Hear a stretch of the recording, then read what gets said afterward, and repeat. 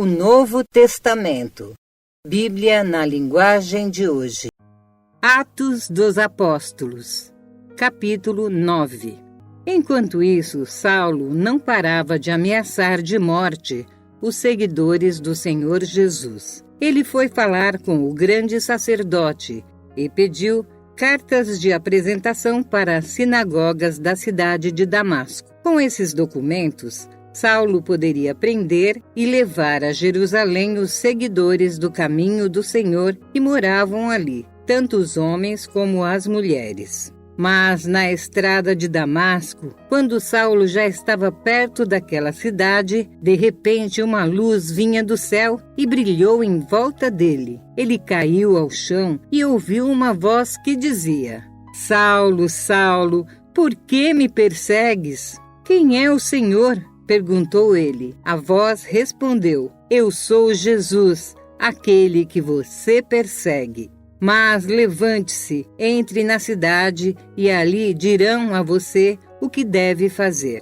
Os homens que estavam viajando com Saulo ficaram parados sem poder dizer nada. Eles ouviram a voz, mas não viram ninguém. Saulo se levantou do chão e abriu os olhos, mas não podia ver nada. Então eles o pegaram pela mão e o levaram para Damasco. Ele ficou 3 dias sem poder ver e durante esses dias não comeu e nem bebeu nada. Em Damasco morava um seguidor de Jesus Cristo chamado Ananias. Ele teve uma visão e nela apareceu o Senhor chamando: "Ananias?" Ele respondeu: "Aqui estou, Senhor." E o Senhor lhe disse: "Apronte-se e vá até a casa de Judas, na rua direita, e procure um homem chamado Saulo, da cidade de Tarso. Ele está orando e teve uma visão. Nela apareceu um homem chamado Ananias, que entrou e pôs as mãos sobre ele, a fim de que ele pudesse ver de novo." Ananias respondeu: "Senhor, muita gente tem me falado a respeito deste homem e de todas as maldades que ele fez em Jerusalém com os que creram no Senhor. E agora ele veio aqui, a Damasco, com a autorização dos chefes dos sacerdotes para prender todos os que te adoram." Mas o Senhor disse a Ananias: "Vá, pois eu escolhi esse homem para trabalhar para mim, a fim de que ele anuncie o meu nome aos não-judeus, aos reis e ao povo de Israel. Eu mesmo vou mostrar a Saulo tudo o que ele terá que sofrer por minha causa." Então Ananias foi, entrou na casa de Judas, pôs as mãos sobre Saulo e disse: "Saulo, meu irmão, o Senhor que me mandou aqui é o mesmo Jesus que você viu na estrada de Damasco. Ele me mandou para que você veja de novo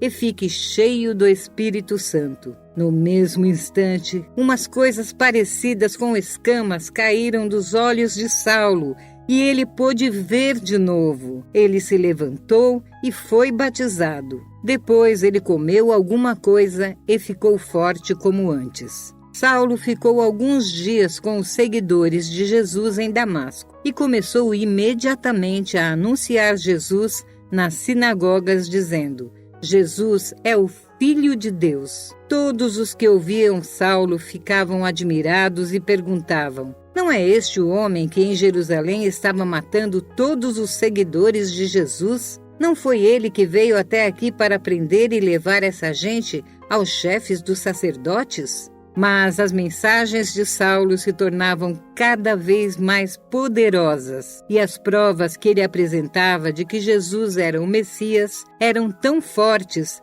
que os judeus que moravam em Damasco não sabiam o que dizer. Muitos dias depois, os judeus de Damasco se reuniram e resolveram matá-lo. Mas Saulo ficou sabendo do plano deles. Eles vigiavam os portões da cidade dia e noite para o matar. Mas, certa noite, os seguidores de Saulo o puseram dentro de um cesto e o desceram por uma abertura que havia na muralha da cidade. Saulo foi para Jerusalém e tentou juntar-se aos seguidores de Jesus. Porém, todos tinham medo dele, porque não acreditavam que ele também era seguidor de Jesus. Então Barnabé veio ajudá-lo e o apresentou aos apóstolos. Ele lhes contou como Saulo tinha visto o Senhor no caminho e como o Senhor havia falado com ele. Barnabé também contou como em Damasco Saulo, pelo poder do nome de Jesus, havia anunciado corajosamente o Evangelho. Depois disso, Saulo ficou com eles andando por toda a parte em Jerusalém, e pelo poder do nome do Senhor, ele anunciava corajosamente o Evangelho. Ele também conversava e discutia com os judeus, que tinham sido criados fora da terra de Israel, mas eles procuravam um jeito de matá-lo.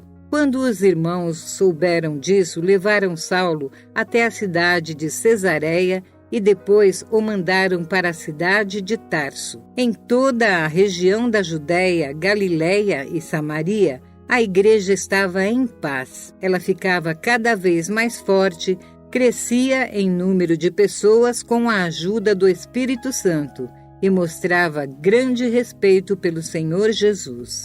Pedro viajava por toda a parte. Um dia foi visitar o povo de Deus que morava na cidade de Lida. Encontrou ali um homem chamado Enéas, que era paralítico e fazia 8 anos que não saía da cama. Pedro lhe disse: Enéas, Jesus Cristo já curou você. Levante-se e arrume a sua cama. Na mesma hora, Enéas se levantou. Então todos os moradores da cidade de Lida e da região de Saron viram isso e se converteram ao Senhor. Na cidade de Jope havia uma seguidora de Jesus chamada Tabita. Este nome em grego é Dorcas. Ela usava todo o seu tempo fazendo o bem e ajudando aos pobres. Naqueles dias, Dorcas ficou doente e morreu.